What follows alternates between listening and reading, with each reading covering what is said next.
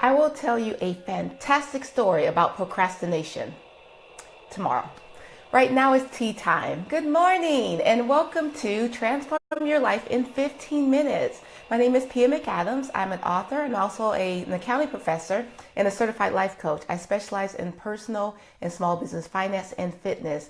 I help people reach their goals, and we are doing 5-minute exercises, one each for the mind, the body, and the soul.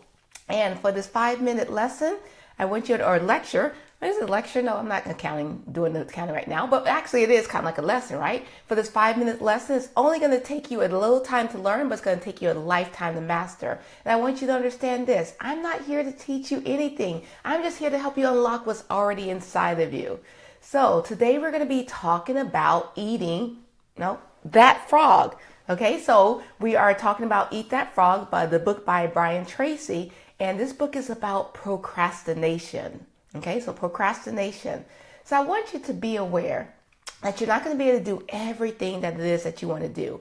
Understand there's going to be certain things that you're going to have to procrastinate on. But the key is to realize this and to recognize that the things that you actually want to put off. Now, I want you to think of your activities like an investment. Okay, so your T. And by T, I do mean your time, your energy, and your intention. That's what you pay. And the return is going to be what the activities do for you. So to help you, we're going to talk about creative procrastination today. All right, so what is it, you ask? Well, creative procrastination is when you actually decide or make a decision on what it is that you want to put off or things that you want to procrastinate on. It's deciding which things that you want to do more of sooner and then less of later, if at all. All right. So if you do this, you will get your time and your life under control, but only to the extent that you discontinue those low value activities. So now let's talk about activities, the high value activities and the low value activities. Now, hopefully you did your homework yesterday and you made a list and you have your list. And so what you want to do is you want to look at that list. And those activities that will move you, or if it's a business, your business forward toward your goals, those are going to be the ones that you consider your high value activities. Now, for me, high value activities is actually my morning routine, because I discussed with you yesterday that from the time that you wake up, you have 2 to 3 hours worth of optimum productivity in your brain. So I scheduled my morning routine to consist of high value activities for me. So those are things like my meditation, my studying, my exercising, things that's going to put me in optimum health. Okay, so those are my high value activities. So that you look at your list, the things that you have to do or that you want to do or that you should do, and then you want to put those into high activities and then low value activities. Now, the low value activities are things that you can actually procrastinate on. So these are things that are obviously on your list, but sometimes they're not on your list as well. Like for me, it will be things like browsing Facebook or washing dishes or what else? Watching Netflix. Okay, so those are things that you can actually procrastinate on. So if you want to have the maximum effort with the least amount of time, you want to make sure that you focus on those high value activities. Good morning, Brian. Nice to see you. Thank you for joining me this morning. All right, so I want you again to understand and be aware that there are going to be things that you have to put off. And I want you to understand that you will be procrastinating. But the key is to realize that the things that you want to procrastinate on are going to be those low value activities. All right. So I have a challenge for you today.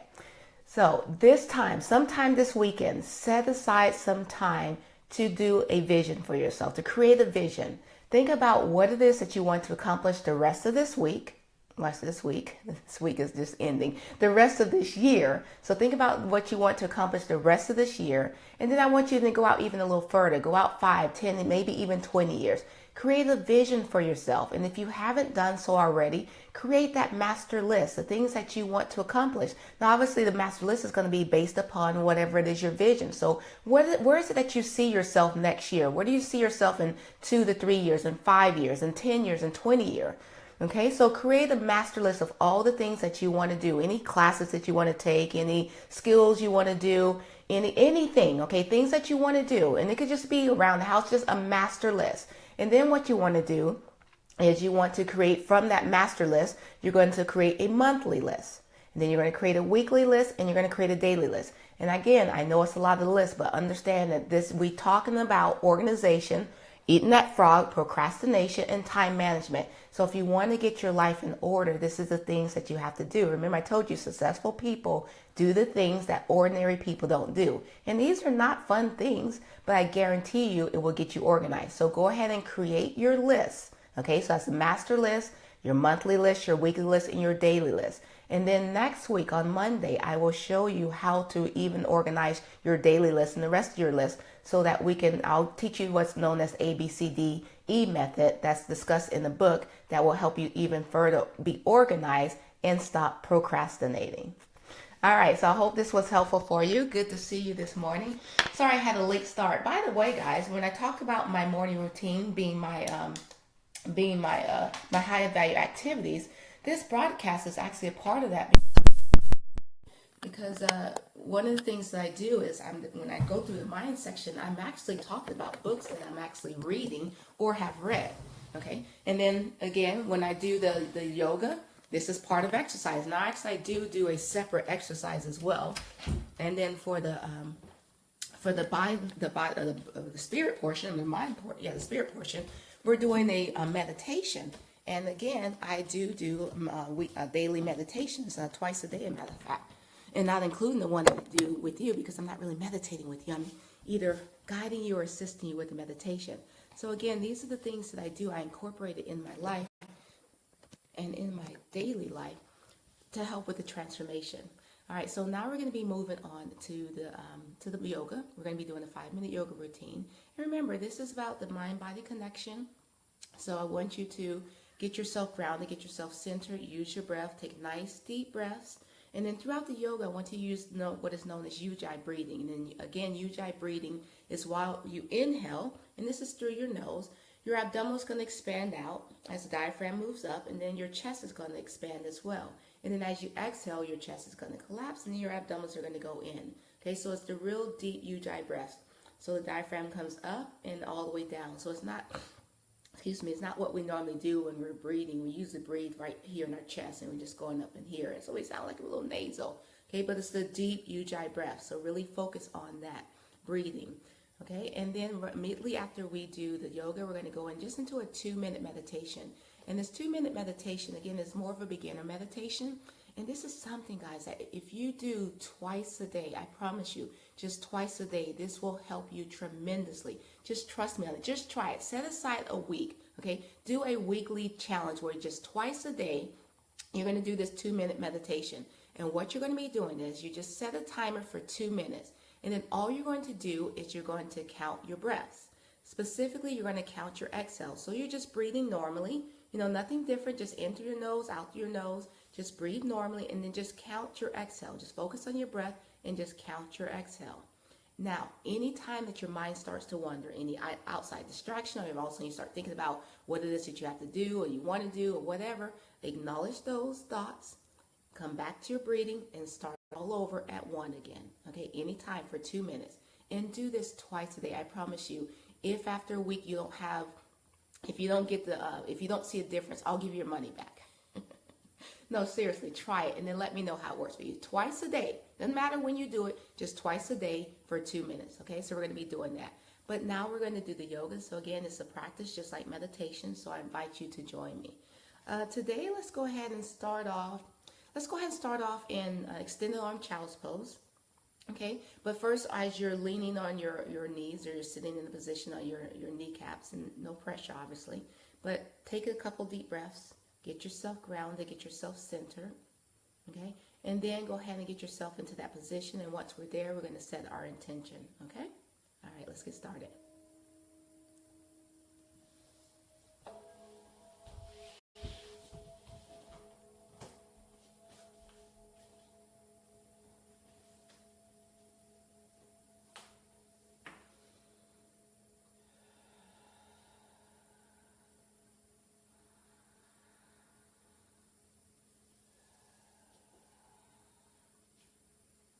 I want you to place your fingertips down into the mat.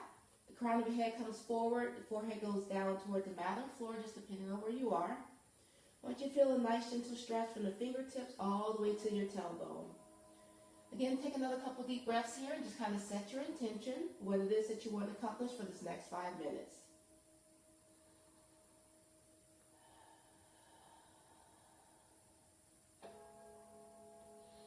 Now go ahead and place your palms down into the mat, bring your body forward, and we're coming to tabletop. Make sure that your palms are directly underneath your shoulders and your knees are directly underneath your hips. Just kind of move your body, rock it side to side. Just kind of get a feeling of what's happening right now internally in your body in this present moment. Any stresses, any tension, any negativity, we're going to kind of focus on that and just kind of breathe our way through it. All right, return back to your neutral spine, and as you inhale, draw the breath in through your nostrils. And as you exhale, I want you to drop your chin down to your chest. I want you to round through the spine and tuck your pelvic under.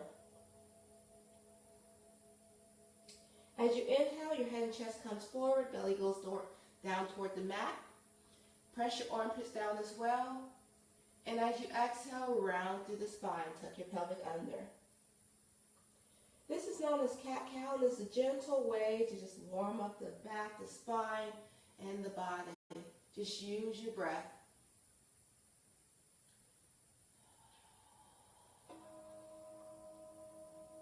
All right, let's do it one more time. Inhale. Belly goes down toward the mat. Head and chest comes forward. This time as you exhale, I want you to curl those toes under. Let's take it to downward facing dog, otherwise known as Adho Mukha Savasana. Then go ahead and start to pedal your legs. Now your fingers and toes are spread out nice and wide. Your middle fingers are facing forward. Your thumbs are facing in. Your head is in alignment with your biceps. And you're pressing your chest toward your thighs and your knees. Now this is first thing in the morning, still pretty early, so if you need to, you can go ahead and modify your stance and take into a wide-legged downward facing dog. But just continue to pedal your legs, warming up those hamstrings, warming up the quadriceps, lifting the kneecaps. And then I want you to slowly walk your feet in toward your palms. Keep your palms flat on the floor. So if you need to, go ahead and bend your knees, okay? All right, just kind of forward fold here in Uttanasana. And then we're going to slowly round yourself up one vertebrae at a time, making sure that your head is last to rise. All right, we're coming up here to Tadasana, mountain pose. So make sure your feet are together or slightly apart. I'm like right there, aren't I? All right, your head is a natural extension of the spine. Your fingertips are facing down toward the floor. You're pretending like there's a string from the top of your head all the way up to the ceiling, like here. And you're sitting up nice and tall, sturdy like a mountain. As we inhale, we're going to take the arms up overhead. And as we exhale, we're going to dive the body forward. Flatten out the palms. We're going to step back with that right leg. And we're going to take it into a low lunge. Now on here, you can come up on the fingertips and just kind of rock it back and forth. And again, side to side, just kind of open up those hips. Make sure that you have that knee directly in alignment with your ankle, so you don't want to press the knee forward, okay? So just make sure it's directly behind. Just kind of press those hips down. And then we're going to slowly lower that back knee down, soften that kneecap, uncurl the toe, and then open up the chest. Now let's take those arms up. Again, keep your head in alignment with your bicep. If this is too much for you first thing in the morning, feel free to place your hands right here on your thighs. All right, go ahead and lean forward. Press those fingertips back down. Curl that back toe under. Take it up, and then take that right foot and take it in perpendicular so that your front left heel dissects the arch of your right, and you're going to straighten out the leg into pyramid. And again, if you need to, just kind of breathe into it. Relax those shoulders. Again, lift the kneecap to give you a little gentle stretch on those hamstring on that left leg.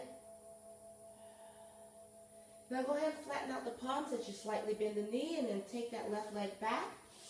Now we're going to release the knee, chest, chin, or Chaturanga Dandasana. And as we inhale, we're going to take it up to upward facing dog. Relax those shoulders. And as we exhale, we're going to curl the toes under and take it to downward facing dog.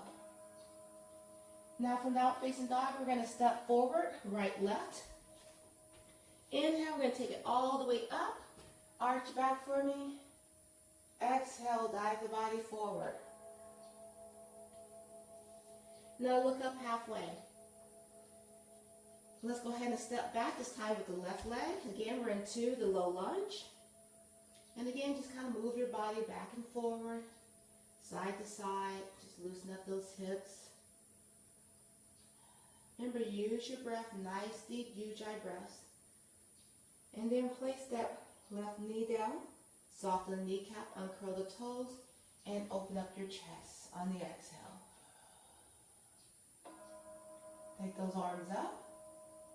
And remember, if there's too much strain and stress, feel free to put those hands forward on those thighs.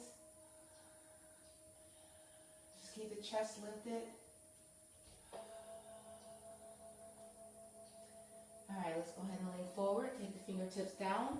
Curl that back toe. Take it up, and then place that left foot down perpendicular as you straighten that right leg. And again, if you need to move into it, it's not uncommon for one side to be more tight than the other side. So just be patient with yourself and just use your breath. When I say use your breath, on the inhale, you just kind of hold your position. And as you exhale, you release and surrender into the pose.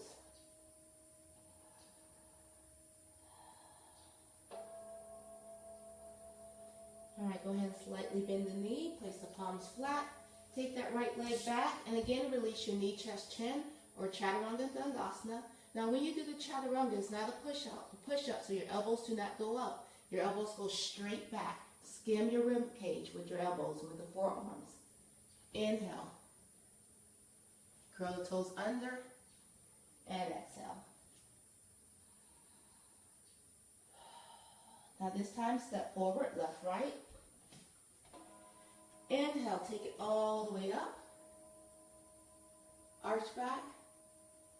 Exhale, dive the body forward. Placing your palms flat.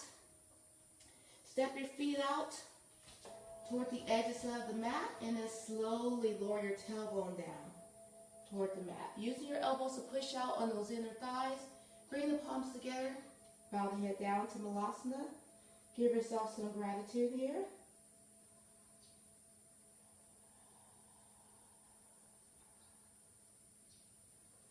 And then go ahead and release your palms down.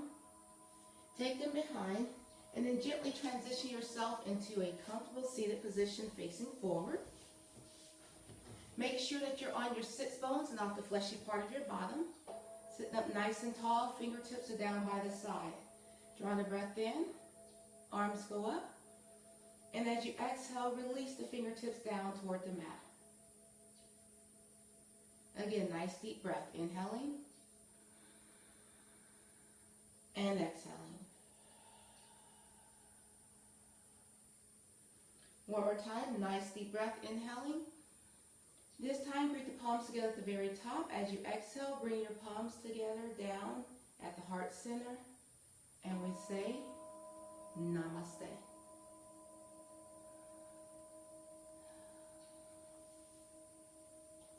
All right, so this brings us to our 2-minute breathing exercise. So again, just to kind of recap, what you're going to be doing is you're going to just slowly count your breaths for the 2 minutes, starting with number 1. And then anytime that your mind starts to wander, gently acknowledge those thoughts, but then bring your mind back, your focus back to your breath, starting all over at 1. Again, just regular breathing to help us get started. Let's go ahead and take a nice deep breath. Inhaling through your nose and exhaling through your mouth. Again, inhaling through your nose and exhaling through your mouth. Now go ahead and close your eyes as you inhale one more time through your nose and exhaling through your mouth. All right, regular breathing, begin counting.